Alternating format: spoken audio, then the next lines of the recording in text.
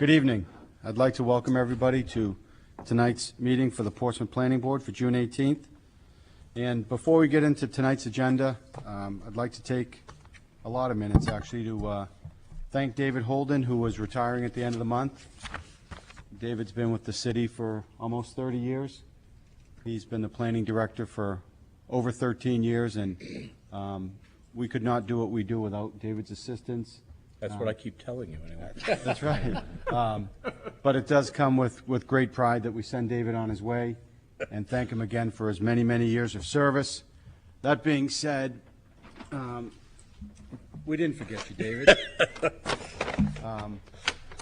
We do have a couple of gifts. And Are they ticking? we're all, just don't shake it. So you can open those, David, and we're all going to wait while you open it. So take your time. Should I save the paper? No, don't save the paper. Well, this is a surprise, I'm afraid to say. I have no idea. Tick, tick, tick, tick, tick. Should I say anything about this being my 623rd public planning board meeting? You can, you just did. We noticed your watch was running backwards for some reason.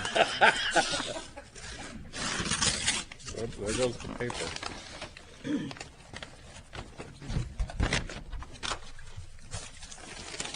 Oh, it's got some, at the favorite jewelry store.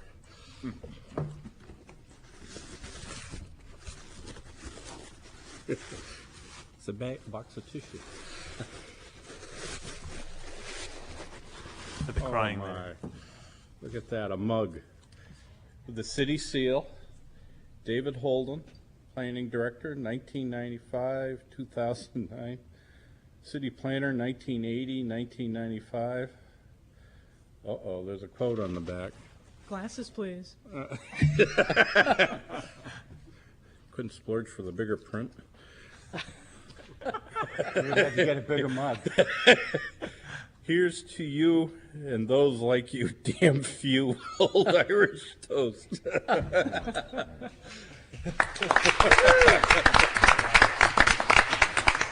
also like to thank Steve Alley that's in the crowd for putting that together. Thank you, Steve. Steve, I treasure this very much, as you well know. You can take that, David. You can take the card.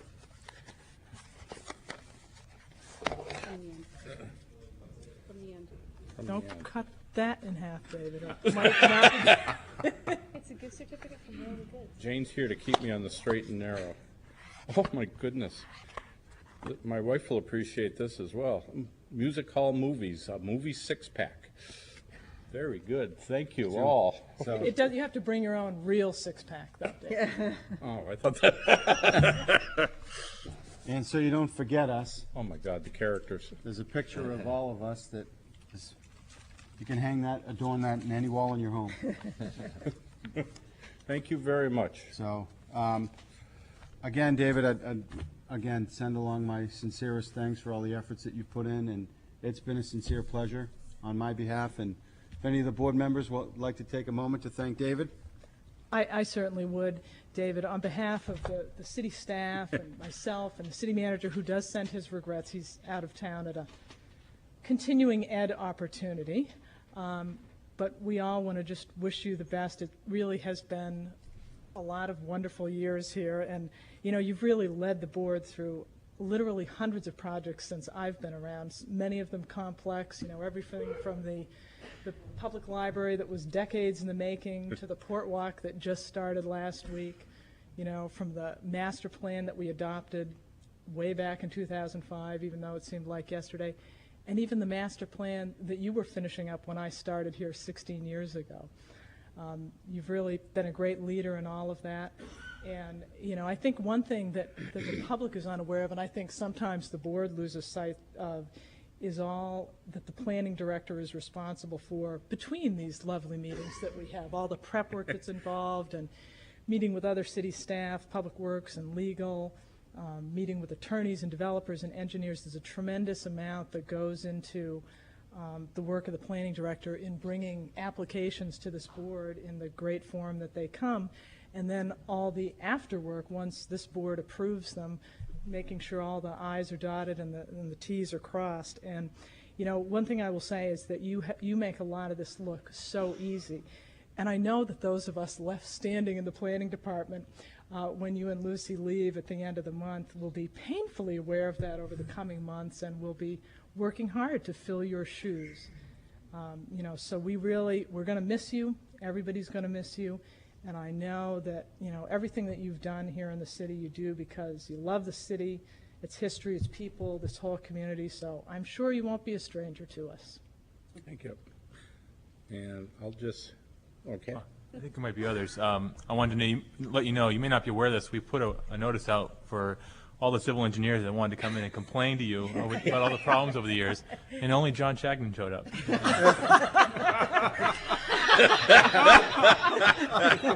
I'm here. Et tu, Brute? Seriously, I want to thank you for your patience, especially with me. My mom was in real estate, and maybe John can say the same thing. She used to hate selling homes to pilots and engineers because they ask so many questions. So I want to thank you for your patience over the years and answering all the questions that I've had. Thank you.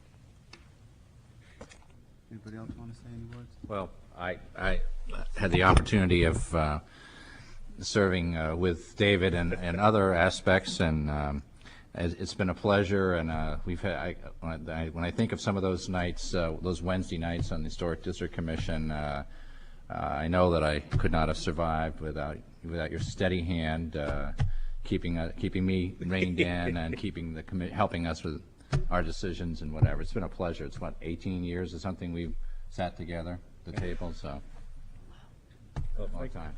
If I could just have a moment. Parents instilled in me a great sense of giving back to the public. And when I first started with the city, I don't know why, but I suddenly found myself with another family. And I've always felt that the city is very special. And I'd like to think that I gave it something, but I know very well that from the city I've received an awful lot more than I ever gave. And it is really with humble appreciation that I accept your offers and your comments. But this is one hell of a city, one hell of a community, and no matter what you guys do without me, you can't screw it up too much. And I look forward to seeing how you guys move forward into the future, because I'm sure it'll be very good. And I thank you all. Great. And I thank everyone else in this marvelous community. Thank you. Thank you, David. Thank you. I would also like to recognize David's better half, Rinda, who's here as well. Thank you for all your support as well. I'm sure David couldn't do it without you, although he may say otherwise, but. She's also pledged to take a fifth. So, plead the fifth. Oh, that was it. Please the fifth. So, and again, David, thank you again from all of us. It really has been a pleasure, and hopefully you won't be a stranger, and we'll see you around. So, Sure. I'm a bad penny. I'll be back. with that being said, if we could, I guess we'll get into our agenda now. And first item on the agenda would be the approval of the minutes. I'll read the minutes in, and we can vote on them separately. Approval of the minutes from the April 16th, 2009 Planning Board meeting. So moved. Second. Any discussion? All those in favor? Aye. Any opposed? And the chair votes aye. Approval of the minutes from the April 20th, 2009 Planning Board work session. So moved. Second. Moved and seconded. All those in favor? Aye. Any opposed? And the chair votes aye. Approval of the minutes from the May 14th, 2009 Planning Board work session. So moved. Second. All those in favor? Aye. Any opposed? And the chair votes aye as well. Approval of the minutes from the May 21st, 2009 Planning Board meeting. So moved. Second. Seconded. All those in favor? Aye. Any opposed? And the chair votes aye. We'll now move on to item 2, public hearings. We have 2 items for consideration under public hearings tonight. I'll read the first item in, which is item A, the application of the City of Portsmouth owner for property located at 10 Middle Street, formerly 8 Islington Street, where an amended site review approval is requested to reconfigure parking with related paving, utilities, lighting, landscaping, drainage, and associated site improvements. Said property is shown on Assessor Plan 126 as Lot 21 and lies within the Historic District A, Downtown Overlay District, and the Municipal District. Who's here tonight on behalf of the applicant? Good evening, Mr. Chairman. My name is David Allen. I'm the Deputy Director of Public Works. First, I'd like to take this opportunity to thank David, too, for all his service. And I think we've had a great relationship between Public Works and Planning, and we even saw David grow into learning the difference between bituminous concrete and Portland cement concrete. So we learned the difference. I'm between eternally grateful, too, for that. and we were proud of him when he finally made that distinction. The plan you have before you tonight is a fairly small addition. Here's the old library, Islington Street, Middle Street, and this small parking area between the Keep House and the what is now what was the old library and is now the Discover Portsmouth building. What we're doing is there was an area of grass that had a beech tree that came down a year or so ago, and the area is currently used somewhat informally as parking. And so what we're proposing to do is essentially prepare that area and pave. It's approximately 620 square feet, and add 3 parking spaces to that area. Fairly small project, and that is the extent of what's being done there. I would offer any questions. Any questions on behalf of the applicant? Thank you. I'll now open up the public hearing. Anybody in the public wish to speak to, for, or against the application? Second time? Third and final time, seeing no one rise, I'll now close the public hearing.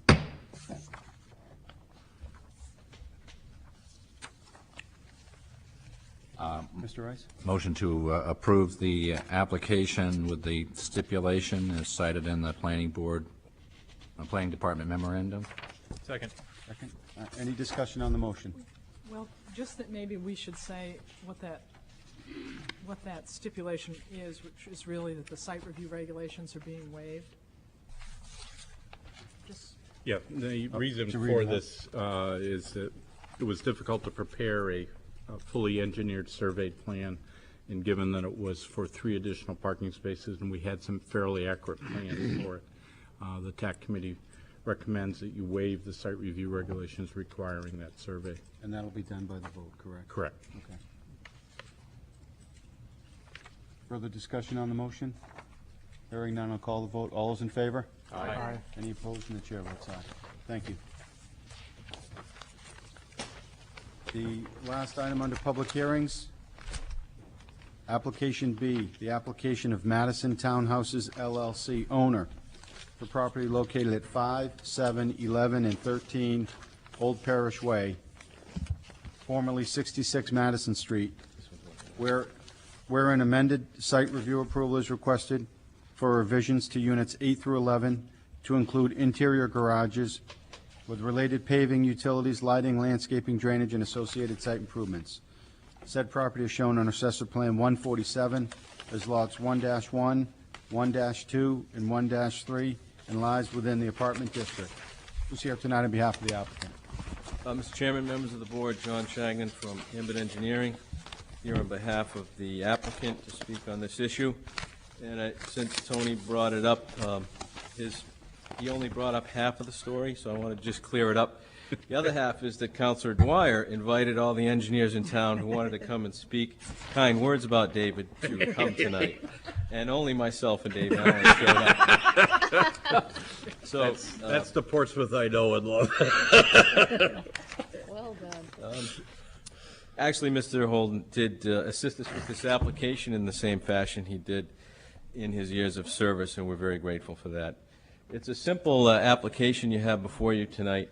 This project was approved by the board, I believe, in 2005. And what we're proposing to do is, when it was first approved, the sidewalk ran in front of the building. These units had garage entrances in the back. These units had double parking spaces on the side. The market is sort of dictating that the units with parking inside are more valuable to the public. They desire that. So the developer would like to rearrange the back buildings to provide for parking inside the unit. We're going to shorten the space on the side, so there'll be only one space on the side. There'll be one inside the unit, and shorten the sidewalks in the front in order to make the project not have an impact at all to stormwater runoff. The area that we're removing, impervious area, is exactly equal to the impervious area we're creating. So that will mean no impact to surface water runoff. The project was approved by the Technical Advisory Committee on June 2nd. They had 8 stipulations. If you'd like, I can run through them quickly. If otherwise, we could go to questions. Yeah, if you want to run Okay. through them, please. Put them in the record. The first one was that the patios shown on the site plans with the dash line shall be labeled appropriately. The revised plans you have before you show an extended bold line for the building and a dash line for the patio, which was reversed on the initial submission. So the first level, that area is open to air, but above this building. So the size and shape of the buildings has not changed from the original application.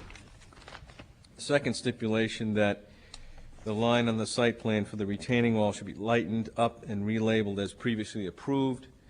That's this retaining wall on the backside of the project, which, due to the grading of the site when they got in there, it actually hasn't been constructed, but it was approved as a part of the original plan. So we've lightened it up, and the developer has spoken to Public Works and may be installing one section of it, a little bit of it, but not the whole thing, because it wasn't needed. Third stipulation is that we add dimensions to the pavement that's going to be removed and the pavement that is to remain. So we've added those dimensions to the plan. The fourth stipulation is that the material for the walkways shall be labeled on the site plan. There's basically 2 kinds of walkways: the concrete walkways and the walkways that we'll be installing, which are going to be a fieldstone or cobble. And those designations are shown on the legend, so that there's 2 different types of hatch to delineate those separate surfaces. The fifth stipulation is that the site be completely stabilized within 30 days of the date of commencement of work. We've added a note A to the drawings to make that point clear. Number 6 is that erosion control measures be installed as part of the approval and shown on the plans. We've added a section of information on the plan about erosion control methods, how to do it. Basically, the site is fully stable now, so what we're proposing are some silt socks around the catch basins that the flow is directed to, so that will keep any erosion from getting into the city's collection system. The seventh stipulation is that the revised site plans be reviewed by David DeFoses prior to planning board. That we did send those to him separately. I have not heard back from Mr. DeFoses about his review, but I'm sure that stipulation would carry forward. And the last stipulation from TAC is that elevations shall be provided, and that's a part of your package. We took the elevations that were submitted and put in. The only change was just basically some windows were removed and the garage door will be inserted. So you have those for your review. We ask for your approval here tonight. I'd be glad to answer any questions that you might have. Questions of the applicant? Ms. Hayden? John, the stipulation number 5, that the site shall be completely stabilized within 30 days of the date of commencement of any work on the site based on this approval. Would you talk to me more about what that means? How do we define completely stabilized? And does that mean, I think this project has had kind of a history of stops and starts. So if work is started on that project again, and then it stops again, I just, maybe you could expound on item 5 a bit. Sure. I think the city's concern is that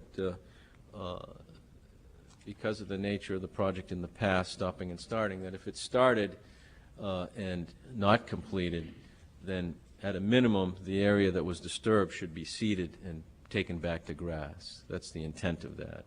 So that's what stabilized mean, is seeding any disturbed areas? Correct. Is that all it means? Essentially, yes. It means, yep, not having it bare earth. So it could be sod. It doesn't necessarily have to be seed, but it would be stabilized. It wouldn't be bare earth. And would that extend as far as, if, I mean, I think there's been instances before there of a building partway up and then everything stops, but your understanding is that completely stabilized wouldn't refer to that part? Right. I think we're talking site work here. Okay. Yeah. All right, thank you. Other questions for the applicant? No? Thank you. Thank you. I'll now open up the public hearing. If anybody in the public wishes to speak to, for, or against the application. And if we could just get your name and address for the record, please. My name is Dorothy Kierstead, and I live at 50 Lovell Street. And this fiasco borders my property. They've built up. If anybody has been down Lovell Street and looked at the mess and what it's like and how long it's been going on, I have a letter here that was sent June 6, 06. This letter follows my letter of June 6, 06, which remains unanswered. This will advise that unless a suitable response is received by July 5th, 06, the city will notify the surety that your client has failed to perform as required under the site law. Well, I don't know when they heard from them, but anyway, from there it was, this one was sent June 6, 06 too, and it says, rather than a blanket 6-month extension to the site review agreement, the city would like to see a proposal dealing specifically with these items. And the items were finish all utility work in the right-of-way, install curbs and sidewalks, ensure all drainage is installed, finish all grading work, lumen seed any and all areas, install a construction fence to be removed prior to the release of the letter. And on the bottom it says, if this proposal is satisfaction, an extension to cover any remaining items of lesser significance could easily be granted. Well, I don't call this lesser. They've already got the pavement down there, and now they want to dig it up. There's 11 single homes in that area. And we went to every meeting that Mr. Holden had, and for first 4 meetings, it was turned down. The 5th meeting, it was approved, and this wasn't yesterday, many years ago. The foundations are there. One of the buildings that, 2 of them burned. There was 2 units, they're finished. The other 2, they're working on still, even on Saturday and Sunday. I don't know if it's with a permit or not, but I really don't care. I just want to get them done. But for them to start digging up pavement that they've put in, they must have known when they got the first agreement to do this. But all of the families were at all these meetings. We had the one that you had on last Tuesday. No one could go. Everyone works in the afternoon. Well, tonight, no one would show up, and nobody wanted to go because they feel that it is pointless. Well, I don't. And if some member from this planning board would go up and look and see what they have done and built over the property, I brought pictures up to show where the contractors that came in there, I don't know how many contractors he came that worked and got fired or quit or whatever. They cut every thing on the trees, all of the trees, the roots on that line my property are gone. So far, one of them has fallen over. My son come down, cut it up, and we took care of that. But the branches are falling on my property, on his property. That, if it falls on his, I don't care. But I think what they have done, they need to finish what's there, never mind adding on, doing this and doing that. And the sooner it's done, the better. It's been going on too many years.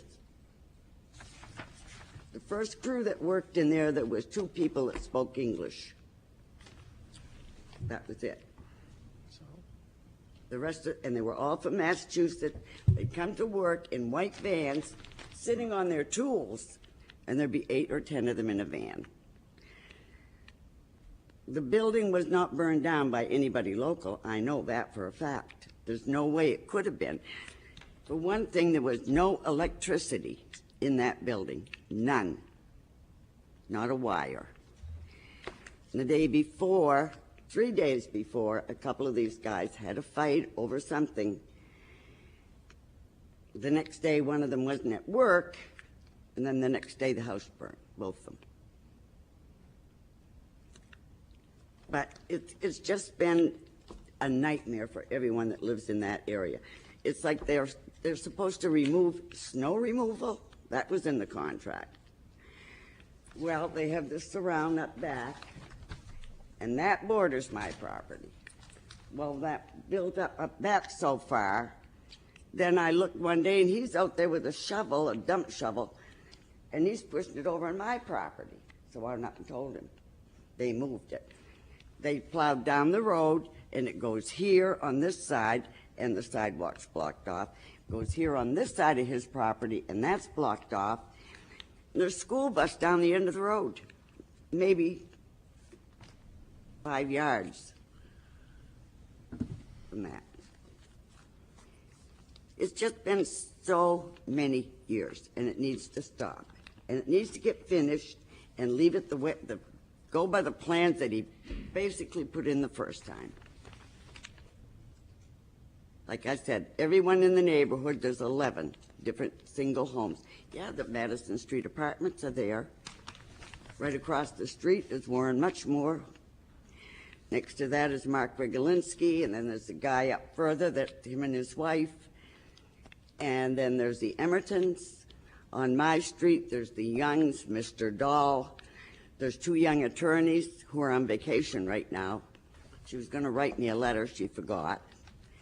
But that was okay. She left in a hurry. Her great-grandfather was coming. He was 101 years old, and they were going to celebrate his birthday. So I wouldn't be thinking about a letter either. And then there's the Parnhams. There's just a lot of people that this has really upset a lot. So anyway, that's all I've got to say. It's been a mess. It's been a fiasco. And as Mr. Holden can tell you, and I'm sure his hair would curl every time he'd hear my voice on the phone, but he would talk to me. And the city attorney was the same way, and the city manager. And they all had the same thing to say. It's a mess. So, thank you.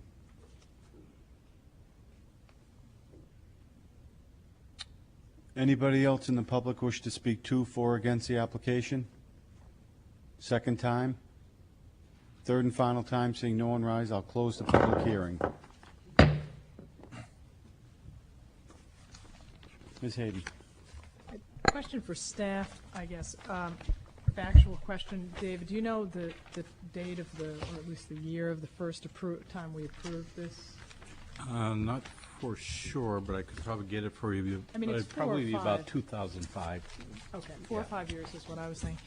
And I guess, my concern would be, and I won't talk too much, John, before we get a motion on the floor, but, part of me thinks we should, since they're saying this is a market-driven site plan change, part of me thinks, well, then we should approve it, and that might help the project move forward. But this project kind of has a history of not moving forward. So I'm trying to think what the best strategy is for compelling this applicant to complete this work, because I think the concerns that the abutters have raised are just always compelling. They're not ever unreasonable.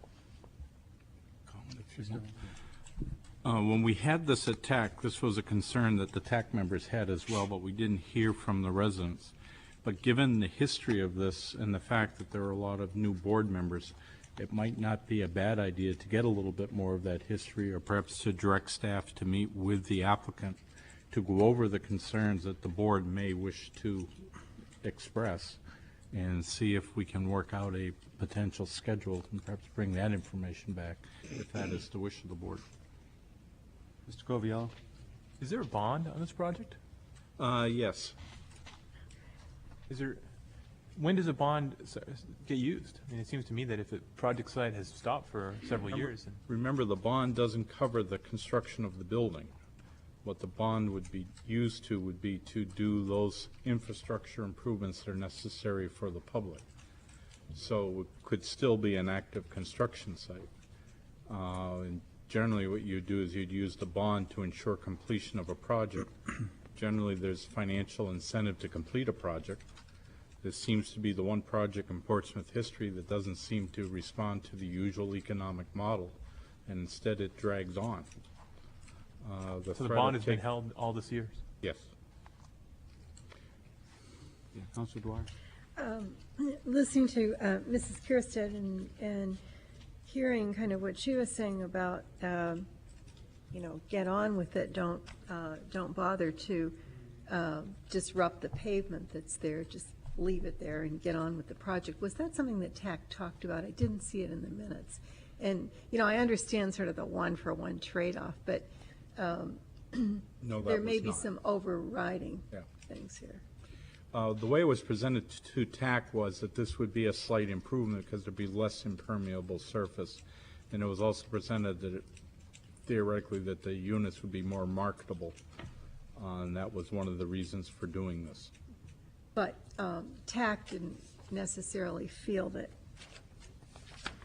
the trade-off of the, go ahead and leave that, the surface there rather than disrupt the surface again. I mean, was that a discussion? I don't think that was a real concern. The issue I think TAC was looking at is, will this help the project get faster to completion?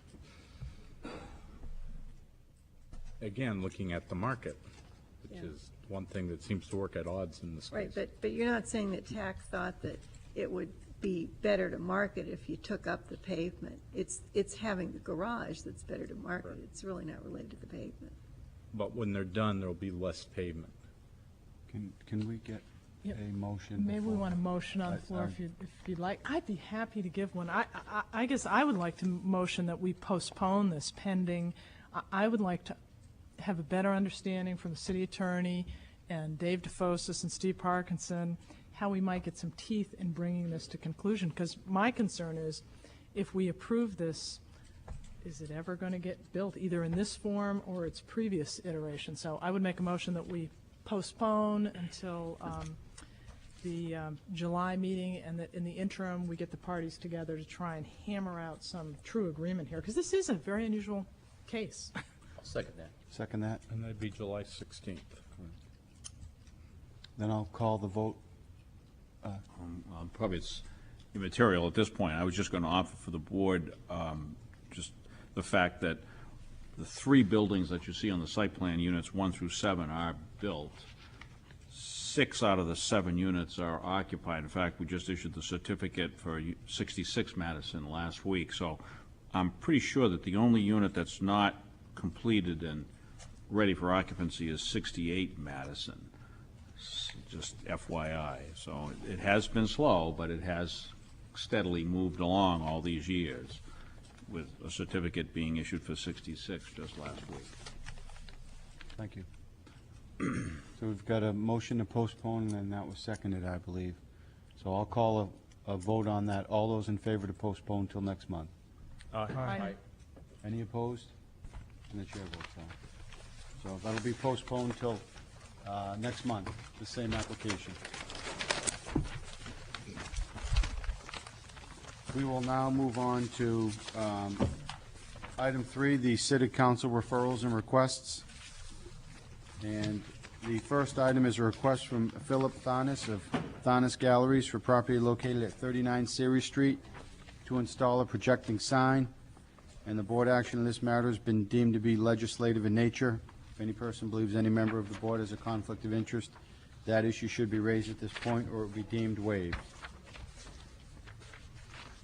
I'm going to turn to you and say, David. Okay.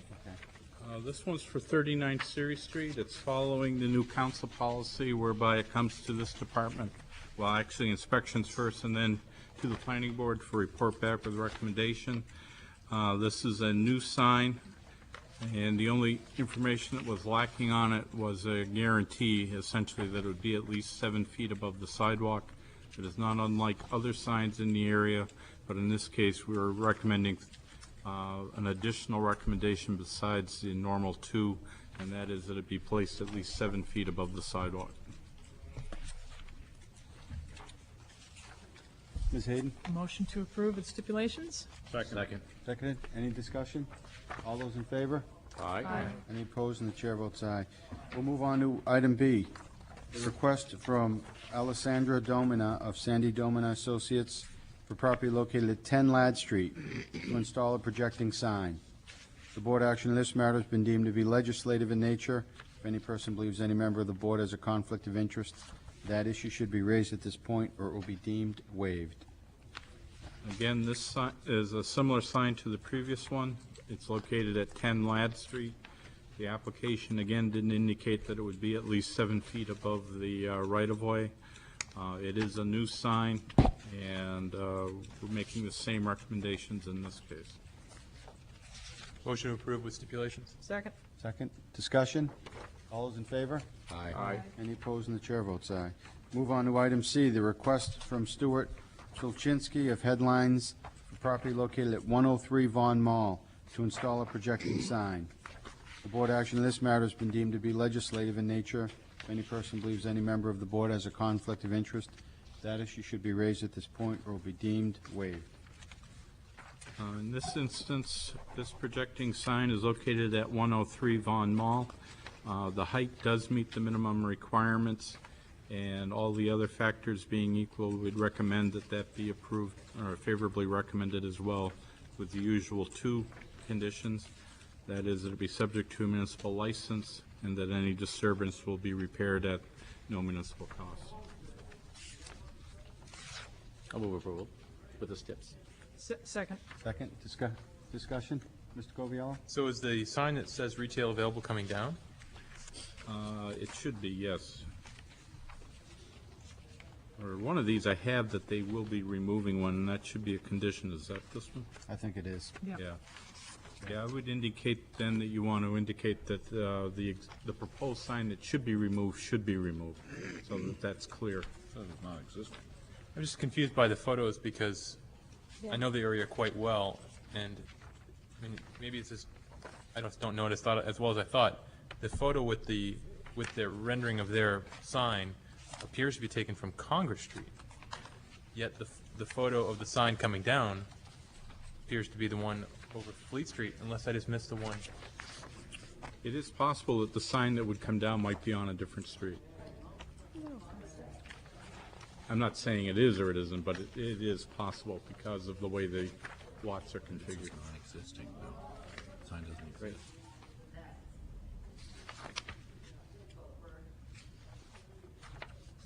Well, I think in the last page it says a previous sign. Non-existing. I may be wrong. I know I walked by a sign on that says the exact same thing on Fleet Street that looks like the one in the back. So I just Yeah. I think as long as we say that has to come down, we're fine. Well,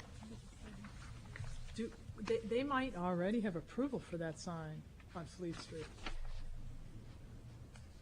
How about if we write the stipulations such that we give ourselves some flexibility, that if there is a sign in place that needs to come down, there's a sign bracket there. The one that they're looking to hang, I know, is just a sign bracket. There may be another sign on the other street, because I think they do already have one existing sign for the business, but it may be a legitimate, already approved sign, and they're trying to add this new one on Congress Street on the existing bracket. I think that's what is happening here. Would that be consistent with what you believe to be out there? No? I think what's happening here is that retail available sign looks identical, and it's been on both streets. There's one like it on Fleet, and there's one on Congress. So one on Congress is coming down. There are two that look just alike. Okay.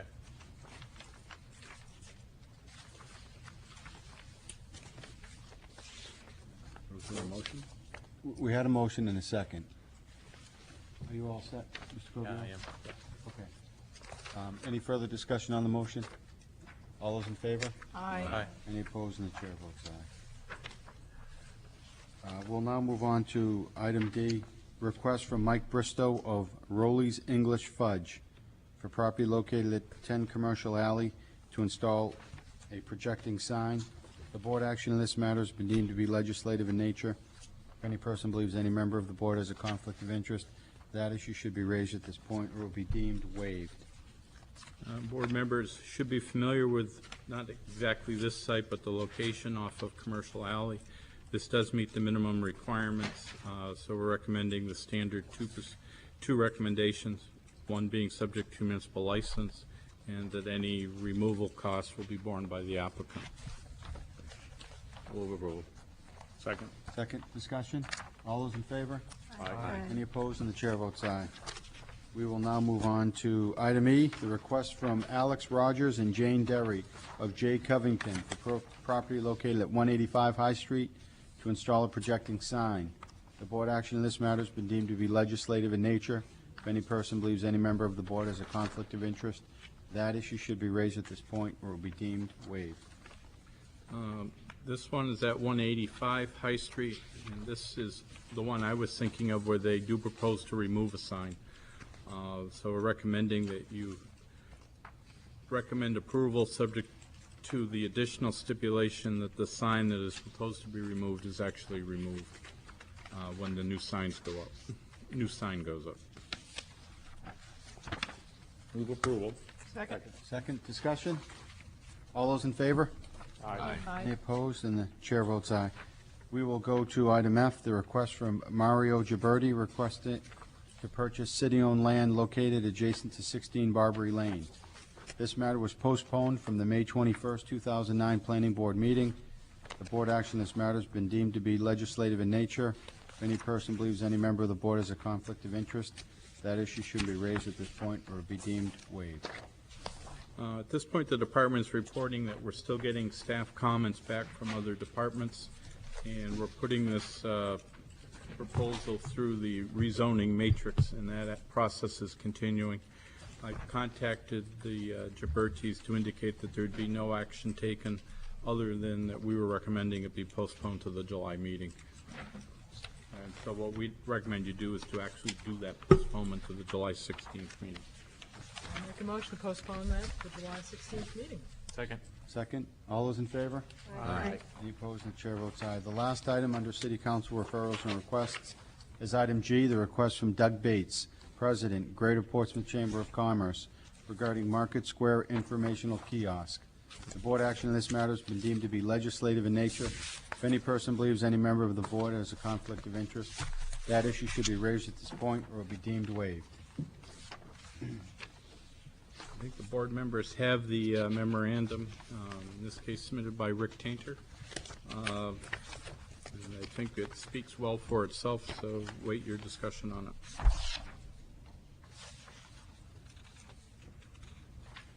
Councilor Dwyer. When this came before the council, we were concerned about two things, and I'm pleased to see that the digital picture frame advertising is gone. I don't think the memo is clear enough of whether the lockable display cases would allow general advertising or whether it's really specific to schedules and special events that are things that are happening in Portsmouth. I mean, I'm hoping it's the latter as opposed to allowing any general advertising. Ms. Hayden? I can speak to that, or Rick Tanner's here too, and we can ask him. But, you know, we talked about that internally, and that, I think item 3 is the key there, that, you know, the city owns that kiosk, and it's been there for so many years, it just kind of, you know, was put there when Market Square was redeveloped. And it's never had that we can find any place, any formal agreement or license or anything, authorizing who can put what on it. So I think that item 3 is really key, and I think that's where those issues would get hammered out as to what's going to be there. And this is, as I'm sure you know, a report back from the city manager to the council. And I imagine, the next step would be to sit down with Doug and discuss exactly what's going to be in that agreement. Because I myself wouldn't want to see just, commercial advertising there, and I think probably a lot of people wouldn't, but it would be a great opportunity to advertise events that are going on in town. Sure. Mr. Lincoln. Can I ask a question? Is there a concern that if you restrict the posting of handbills on this, is there a need for something to allow people to post handbills? Meaning, should there be something that, a structure that allows people to do that if you're going to take this away? Yes. Well, we talked about that too, and I think our phone poles our utility poles are no longer used for that purpose. We've tried to limit that. This still would be available to post handbills in the non-tourist season, but without destroying the building, because they would put, like an 8-sided bulletin board around it, basically. And, it kind of proliferates now during the tourist season, and there's so much there that it's just kind of ugly. It doesn't really get used. I think what you raise is maybe a separate issue. Should the city try and identify some other spot?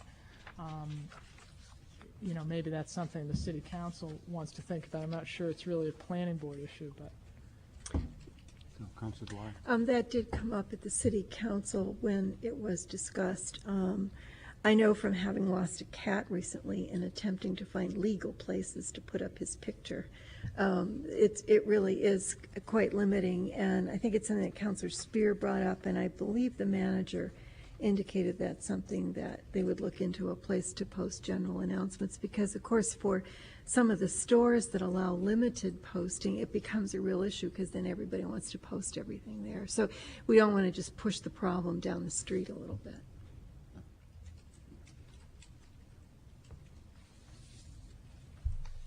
Any other comments? Do we want to action on this? We're looking for a recommendation to give back. Correct. I think the staff is recommending number 3 or C.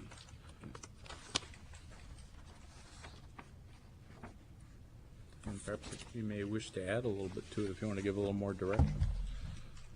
You want to read what staff recommended, Dave? Yeah, number 3, enter into an agreement with the chamber for operation and maintenance of the kiosk in order to formalize the city's authorization and to outline the respective roles of the two parties, including review of advertising policies. Ms. Hayden? I'd be happy to make a motion if you're looking for one, but. I was going to make a motion, if you don't mind, Cindy, and add a fourth. I'm going to make a motion to recommend to the City Council to approve, as stated in the outline, the Planning Board memorandum with the 3 stipulations and a 4th recommendation that the City Council look into an issue of public posting of notices elsewhere. Second? Do I have a Second. Second. Discussion? Can I just make one modification? I think Yes. because of the way this came to the board, we might want to say it's not just a report back to the city council, but to the city manager as well. The way that the council did that motion, they referred it to the manager with power, and then he indicated that he wanted to refer to the planning board, and the council agreed with that. So if we can just make sure the motion is, we're reporting back to the council and the manager. Okay. And then that will give him an opportunity to look a little bit further into the new item number 4 about an additional bulletin board somewhere. Okay. Is that acceptable? No problem. Okay. Any further discussion? Call the vote. All's in favor?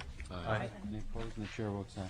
If I could indulge the board to allow us to take item B under old business out of order. We'll take that first, read it in, and then we can go to item A. So can I have a motion to take B out of order? So moved. Second. All those in favor? Aye. Any opposed? And the chair votes aye. Under old business, we'll read item B first, and then we'll go to item A. So item B is correspondence received relative to property located at 150 Greenleaf Avenue for board review. I'll read in the 5 items. Item 1 is a letter from Robert P. Sullivan, Esquire, to John Kuzinovich, dated May 22nd, 2009. Item 2 is a letter from John Kuzinovich, Esquire, to John Ritchie, Chairman, dated May 26, 2009. Letter from Charles Griffin, Esquire, to John Ritchie, Chairman, dated June 10, 2009. Item 4 is Rockingham Superior Court, notice of decision, and item 5 is Rockingham Superior Court, notice of hearing. David? Yes, and I think in front of each board member, you have another communication that was received either yesterday or the day before, again from Attorney John Kusinovich, addressing all these matters. The department's recommendation to you is that you acknowledge receipt of all of these, but that you should take no action in light of the fact that this notice or this issue will be before Superior Court on July 6th. And no votes required. Just to have you acknowledge that you've received these, and we'll place them on file and let the courts decide what's going to happen on July 6th. Okay. So moved. Great. So acknowledged. You don't need a vote. Okay. No, we don't. No, we're all set. So thank you. I just wanted to read that in. We'll now read in item A under old business, discussion regarding possible zoning amendments to permit senior housing facilities in the Office Research OR District, subject to certain conditions regarding Borthwick Village. What I'd like to do is, I think, invite Rick Tainer to take my place at this podium, right here, because this item is actually, or right up here, since this item is one that's really going to outlast my tenure. And I think this would be a good opportunity for everyone to, Welcome, Rick Tainer. in. yeah.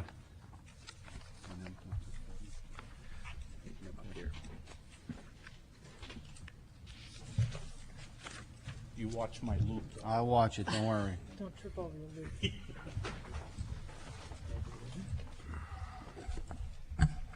Well, Rick, I'd like to welcome you aboard Thank you. formally. Thank you. So I know we're all excited to have you here, and I guess we'll wait till David steps down before we say.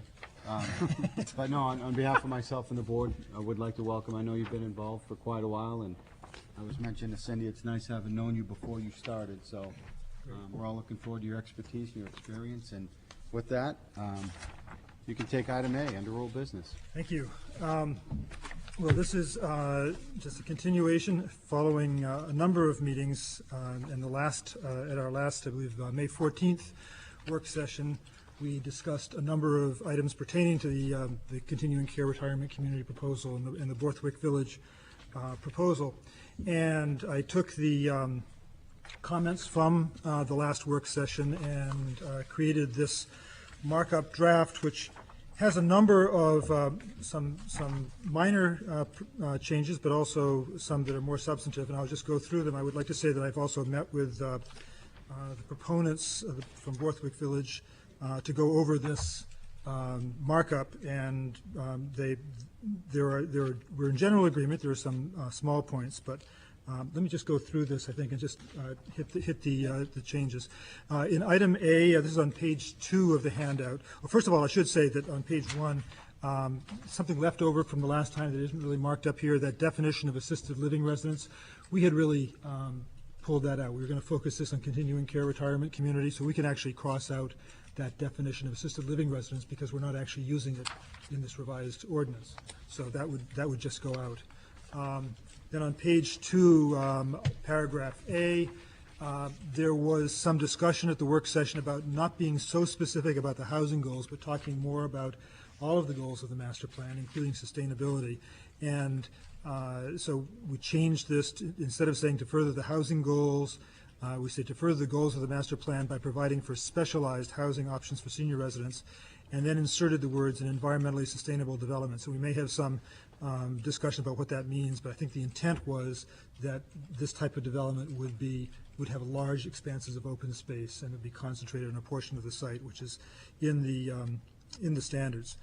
Then down at the bottom of page 2 in paragraph D, the new, it's now called paragraph D3, the setback from residentially zoned land. We talked about the relationship of setback to building height. And in the previous draft, we had 150 feet setback with 4-story building height. And we talked about how the setback could be reduced if the building height were reduced. So the combination of the new item 3 and new item 4 says that If it's 4 stories, it has to be 150 feet away from a residential district, but if you reduce it to 3 stories, that can be within up to 100 feet from, or at least 100 feet, between 100 feet and 150. So that is that, try to get that step back of building height. Top of page 3, new item 5, we talked about that area that is next to a residential district. Any portion of a yard within 100 feet of a residential district shall include a landscape buffer area at least 50 feet in depth. That was one of the things that we talked about, the width, the common width of a residential lot and how that would relate to landscaping. And this may be, could be perhaps reworded a little bit more clearly, but that was the intent, is to say that if you're within 100 feet of a residential district, remembering that in this particular case, the half of that 100 feet is taken up by railroad right-of-way. So the remaining 50 feet would be landscaped area. On page 4, we removed the requirement for private streets. We added, this is a request from the board, added a provision saying that renewable energy utilities wouldn't have to be underground. It'd be hard to do solar or wind power underground, so we exempted them. On item 4, or the new item 4, took away the provision specifying that one access point may be limited to emergency access, basically leaving that up to site review. And a point that was brought up several times was that we should have meaningful connections between the neighborhoods. Hard to define that, but just have that in there as a standard to look at in terms of reviewing the site plan. On page 5, there are a number of changes, but these are generally, I think, more format. There's some areas where we talk about senior housing, and because the section is no longer called senior housing, it's called continuing care, just making an editorial review saying under this section instead of saying for senior housing. The paragraph 3 is really trying to relate it, saying these are items that you would want to see in addition to anything that might be required in subdivision. And in fact, since then, we've thought about this more, and probably the correct citation should be to site review regulations rather than subdivision regulations, because that's more what this type of development is.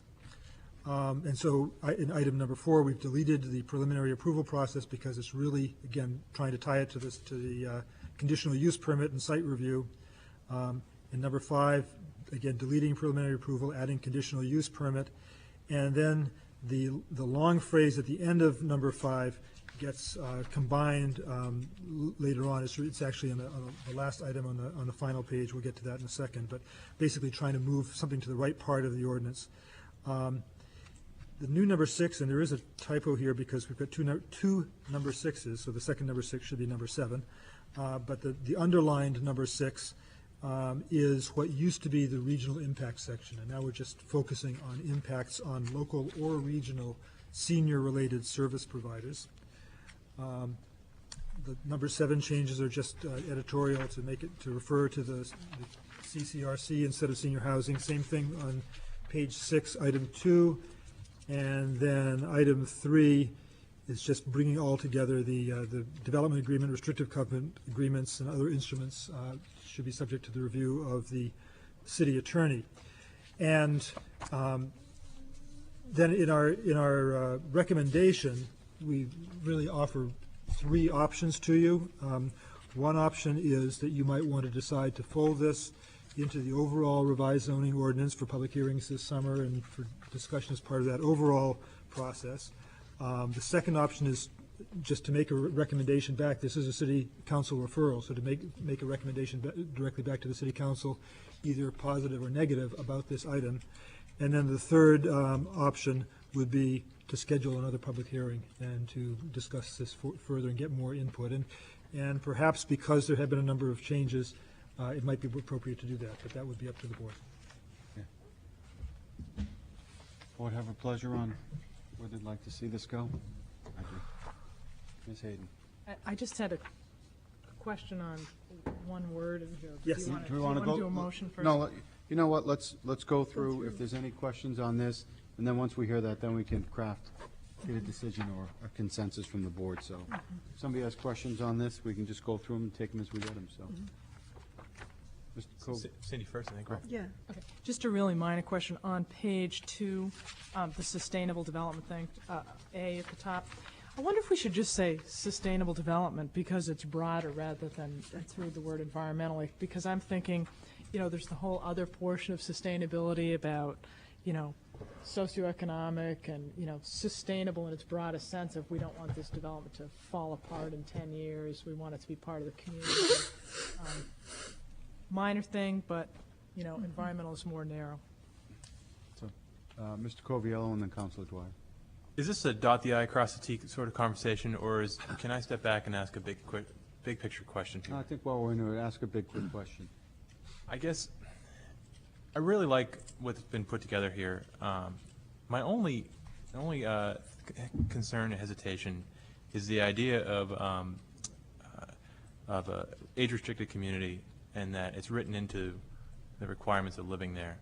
And my concern comes from reading Peter Francesi's book and his movie about the graying of New Hampshire, and how there's been it may not happen here, but there's been a vast amount of once you get an older population, there's less spending on schools and things like that. And reading recently of retirement communities in other parts of the country where, because of the downturn in the economy, they can't sell the units. So they then go to the city council and ask to change it from being a over 55 community to open to anybody so they can sell the units. And hearing the quotes of the residents is scary. And some of the residents saying, I do not want kids moving next to me. And I think there's people that would move in here that wouldn't say that, but I don't want the people that would. And I wonder, what would the effect be? And usually cities want this because the past old planning thinking was you don't want young families moving into your community because it's going to drive up the taxes because of schools and things like that. I don't think as our city has any fear of families moving into our community. We would embrace it. If they built the building such that only elderly people would want to live there, architecturally, the services they offered, they would probably only get those folks. If they didn't have that rule, then people that wouldn't dare live next to young families probably wouldn't buy the parcel. So I wonder if we keep everything. What would be the problem with keeping everything we've written here except for deleting the last sentence on the second paragraph about over 62? What would be that effect? What page you on, Tony? First page. One. Okay. Keep that in. Yes, Ms. Hayden. Well, that is a large philosophical question. I mean, the train's been moving in this direction. I know. That's why I apologize, but So I don't think it's as simple as we delete a sentence. I mean, that is a major policy issue. We've been a long way down the track in this direction. I mean, I know what you're saying philosophically, but I guess, one thing in my mind that I've come to think about this particular proposal is I think that there is a desire in this community for this type of housing.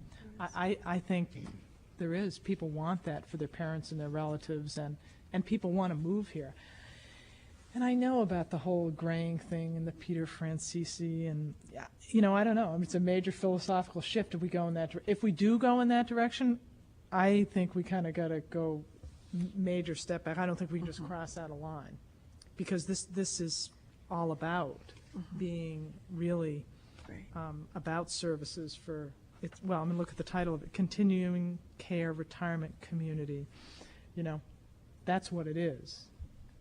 Yeah, and I think those areas that are seeing those issues have a grand shift in age that I think because we are a diverse community, there is a need for this. Right. I think some of the areas that you've referenced have a huge swing in one certain age group, and I think that there's a glut. And I think in this case, because we are diverse, that I don't particularly see this as being a problem, but that's just my opinion.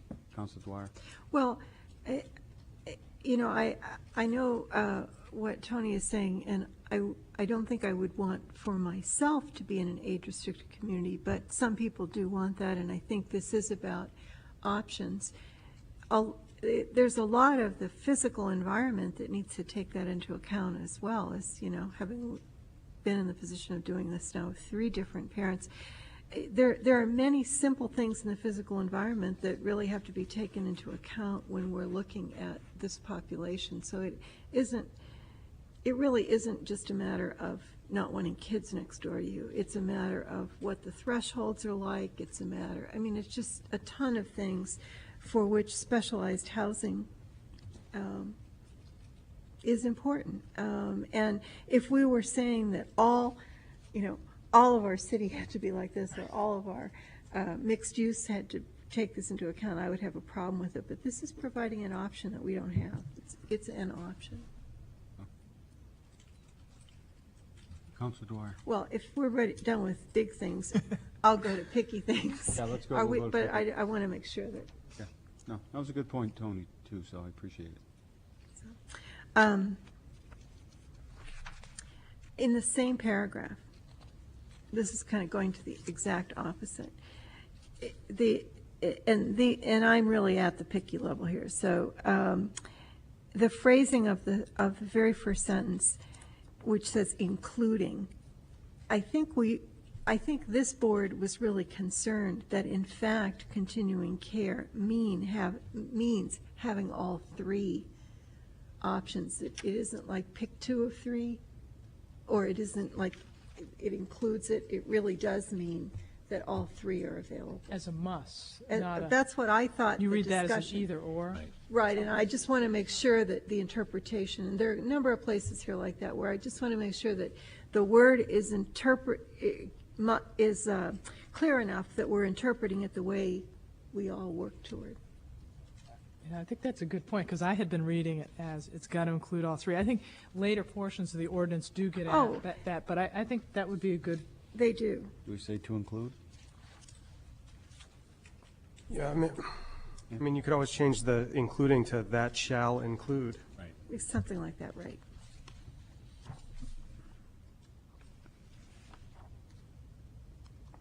Yeah, I think that works. Okay. You want me to keep on the picky list? Please. Okay. Page 3 at the top, number 5.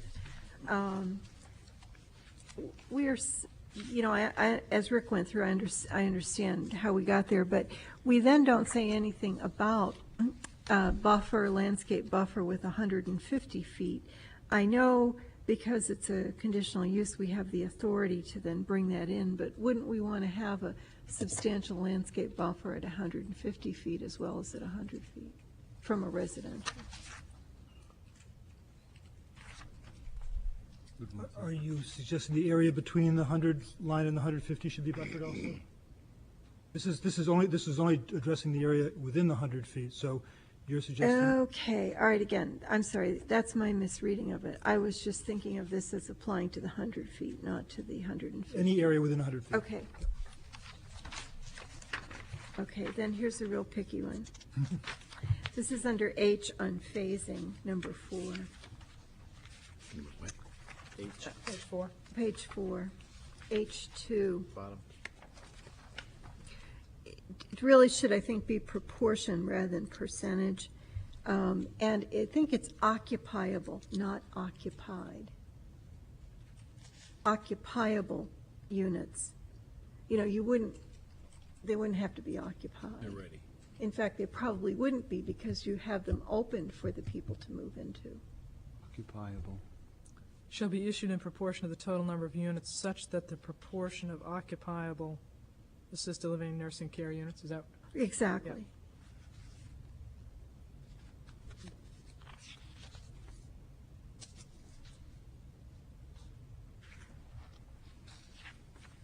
One more. F4 on that same page up Like a above.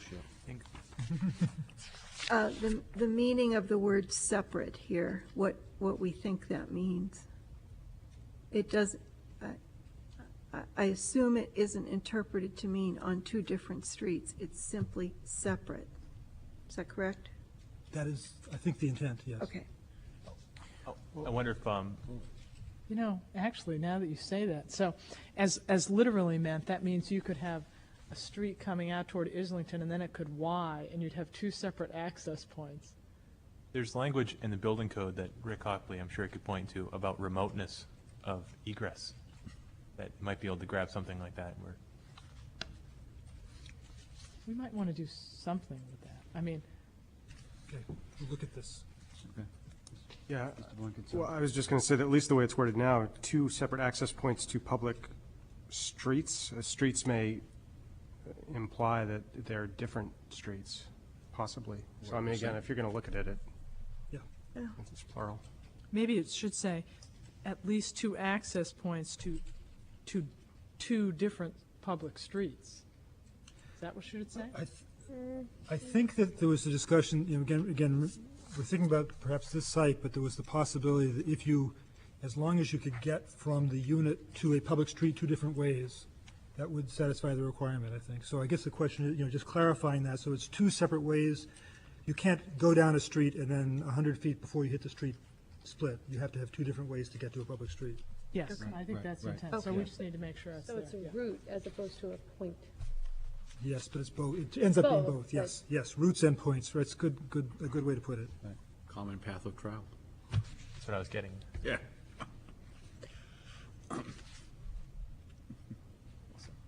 Any other questions? No.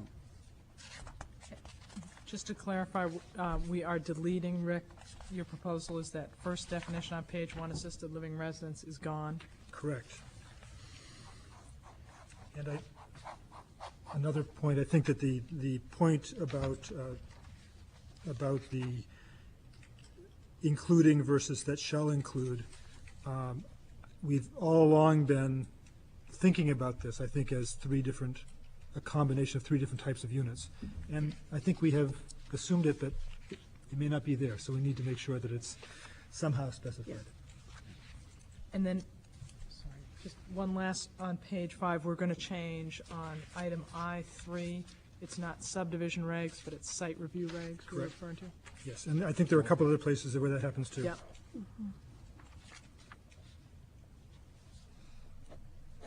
Okay, any other comments or questions? I think we have 3 options to choose from. We could just get a consensus. I don't believe we need a vote on this, do we? I think a vote would be good. You want to get a vote on it? Okay. Shall I just repeat the Sure, options? just read through So them. the options again are, the first option would be to report to the council that you are going to fold this proposed section into the overall revised zoning ordinance and consider it as part of the public hearings that you'll be holding this summer and presenting to the board as a package in the fall, and presenting to the council as a package in the fall. The second option would be, it's 2A and 2B, to make a recommendation either in favor of or against this, adopting it as amended, because this is a city council referral, so just doing what you would do with this, end up doing with a city council referral, which is to make a recommendation at this point. And then the third option would be to schedule a public hearing for further discussion of this and to ask for public input, and then after which you would have to make a decision about recommending to the council. So again, including with the entire ordinance, making a recommendation now or scheduling a public hearing. Ms. Hayden? Well, I would like to make a motion, or maybe before I do, my leaning would be towards number 3, that we schedule that public hearing, because this was not an opportunity for people to comment tonight. You know, we've come a long way with this. I think we're, you know, with these edits to this draft, we can post this as a public hearing so that people know this is it, this is the final thing that we've come to at the moment, and let people come and comment on it. And then, you know, following that public hearing, if we do that at the July regular planning board meeting, then we could decide whether we would want this, whether we want to say yay or nay back to the council, or whether we want to let this travel along with the whole zoning ordinance revision. Yeah, I guess we want to get some comment before we have the vote, just so that we know where people stand. Ms. Blankenship? I was just wondering when, I don't know if you said this, Cindy, when do you think the public hearing would be? This summer? I think at the regular planning board month. meeting in July, In so July. July 16th. Okay. So, Councilor Dwyer? I just want to make sure that that allows for then, because I think number 1, that, would that allow for then going ahead and including it as number 1? And I say that because that would allow it to be part of the additional hearings. It would miss 1 hearing, I think, by the proposed schedule, but then it would be part of 4 other hearings. And it would be, you know how the council has just come to hate this these separate one-off things, and the whole commitment was to keep things together. For other people who may not know it, the council is receiving next Thursday in a retreat work session, the book that we got, the zoning book. So it would be confusing for people to start to move this in a slightly different way. It would maybe send some unintended messages. So I'd like it to catch up to number one as soon as we can. And we could just, at that public hearing on the whole zoning ordinance, that we're going to have July, we have one July 7th, and what's the next one after that, July? 2 weeks after. 2 weeks after. So it'll be after our regular planning board meeting. We could just make a motion to Fold it in. fold that in, to amend it and fold it in, if that was what the board Yeah. wanted. I think that's a That's what I would want. great Yeah. suggestion. Mr. Coviello? No, won't that kind of get lost? Not, I mean, that's not going to get lost. It's a big thing. I mean, we think that it almost needs its own night. Would the city council have their own night on it? I mean, it seems like it's going to be broken out anyways. Because you're going to get 50, 60 people about this one thing. Well, you know what, we don't have to make that decision at this point, though. I mean, really, that's the nice thing about going to option 3 is we can have a public hearing in July that's well advertised, through the regular channels, and see if we do get 50 or 60. And then decide at that point to fold it Right. in if we want. Right. I mean, people may think it's a great idea, or they may think it's a bad idea, or they may think it needs revision, but I think the board needs to hear that from people before it decides where to go with it. This is right up there with balloons.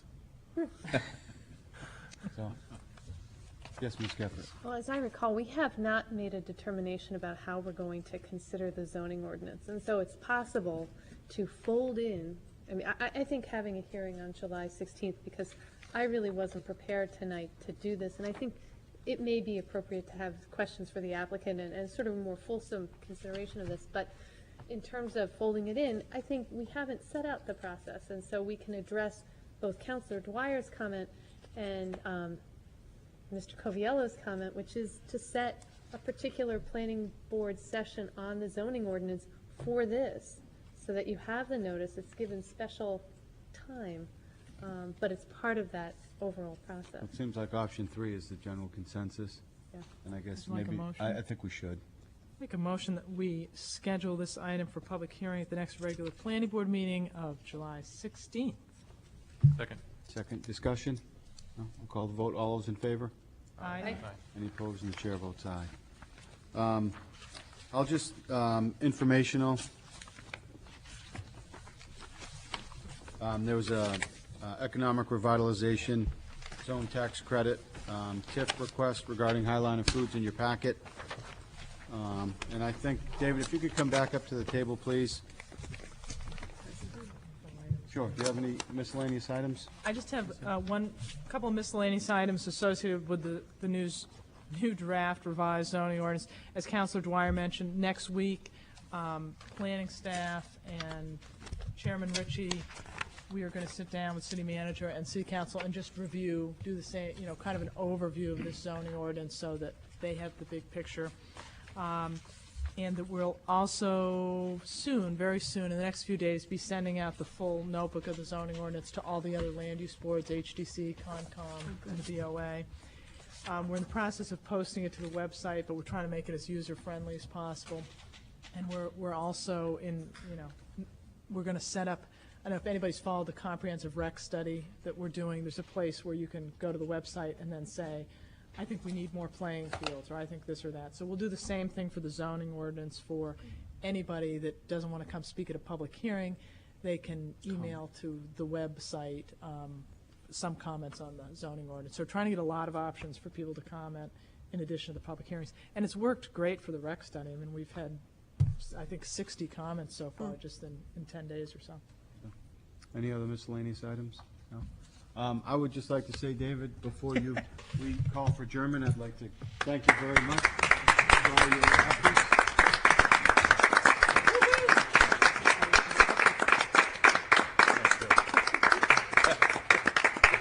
So I thought it only fitting that we give you the proper send-off. And again, David, I can't thank you enough on behalf of myself and the board and the planning department, staff.